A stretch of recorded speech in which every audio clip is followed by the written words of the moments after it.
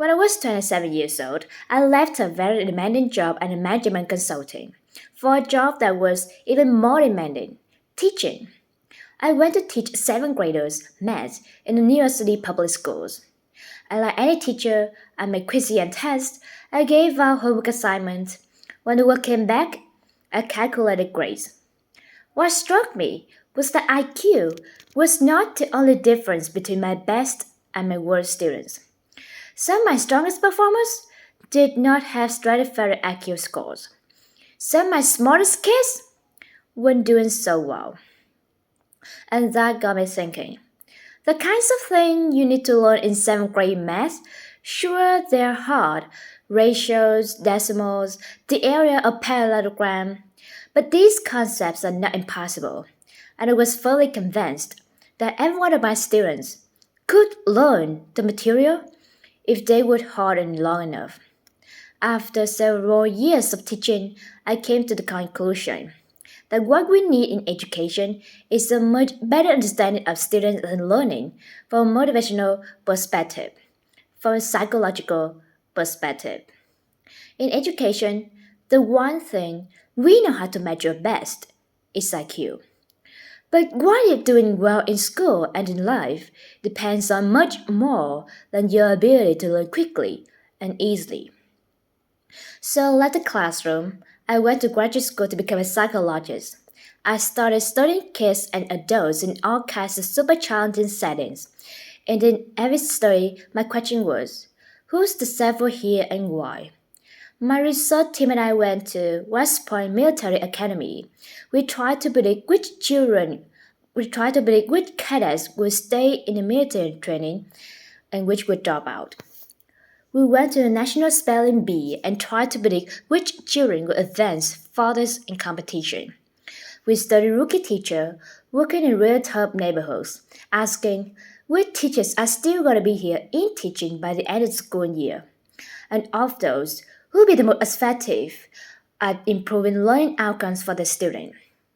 We partnered with private company asking which of these salespeople is going to keep their jobs and who's going to earn the most money. In all these different contests, one characteristic emerged as a significant predictor of success. And it wasn't social intelligence, it wasn't good look, physical health, and it wasn't IQ. It was grit. Grit is passion and perseverance for very long-term goals. Grit is having stamina. Grit is sticking with your future. Day in, day out. Not just for the week, not just for the month, but for years. And working really hard to make that future a reality. Grit is living life like a marathon, not a sprint. A few years ago, I started studying grit in a Chicago public school. I asked some high school junior to take grit questionnaires, and then waited around more than a year to see who would graduate. Turns out that reader kids were significantly more likely to graduate, even when I matched them on every characteristic I could measure. Things like family income, study diet achievement test score, even how safe kids felt when they were at school. So it's not just like West Point or the National Spelling Bee that grit matters, it also in school, especially for kids at risk for dropping out. To me, the most shocking thing about grit is how little we know, how little science know about building it. Every day, parents and teachers ask me, how do you build grit in kids? What do you do to take kids what do you do to take kids a work ethic? How do I keep motivated for the long run? The honest answer is I don't know.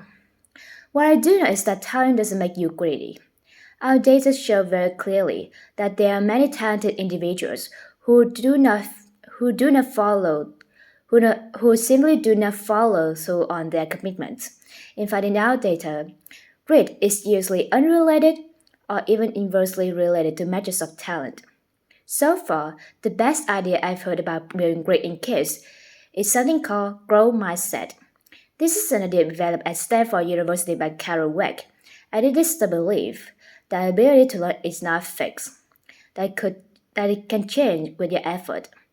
Dr. Grace has shown that when kids read and learn about the brain and how it changes and grows in response to challenge, is is more likely to persevere when they fail because they don't believe that failure is a permanent condition.